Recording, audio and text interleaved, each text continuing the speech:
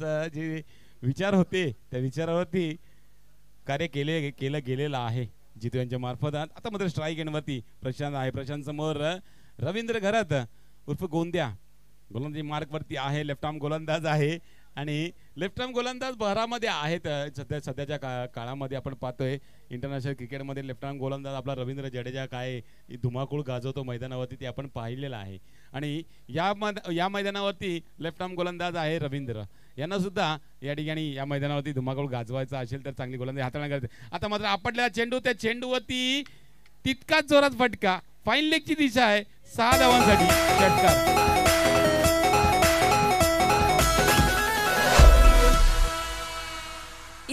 पाटलांचा बैल गाडा गाडा त्याने घाटात केला राडा. Yes, thank you so much. पाटलांचा बैल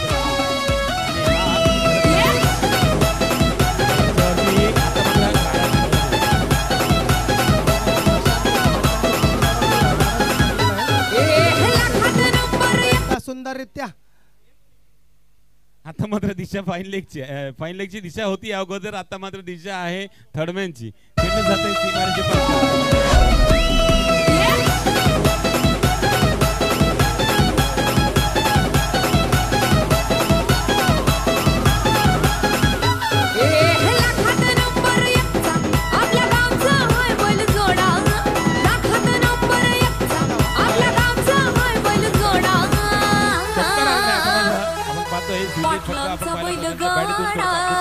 चेंडूवरती वाट पाहिली आणि तो षटकार ठोकला.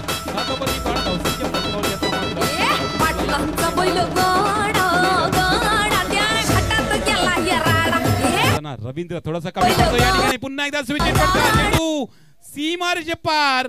बॅक टू बॅक दुसरा षटकार.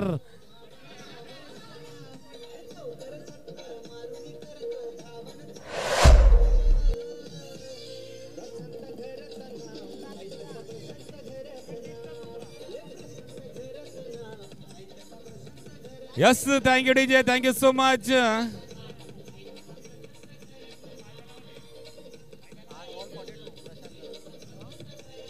थँक्यू. आणि 8 चेंडूत अवघ्या 8 चेंडूत 42 धावा आपल्या बॅटने ठोकून काढलेल्या आहेत. त्या म्हणजे प्रशांत घरातने. मला तरी वाटते असाच जर खेळत राहिला तर 150चा पल्लाही पार करू शकेल तो. येस, नक्कीच गाठू शकतील. कारण ज्या पद्धतीने फलंदाजी चालू आहे त्या फलंदाजी शेवटपर्यंत चालू राहिली तर निश्चितच जो आकडा आहे तो पार केला का जाऊ शकतोय.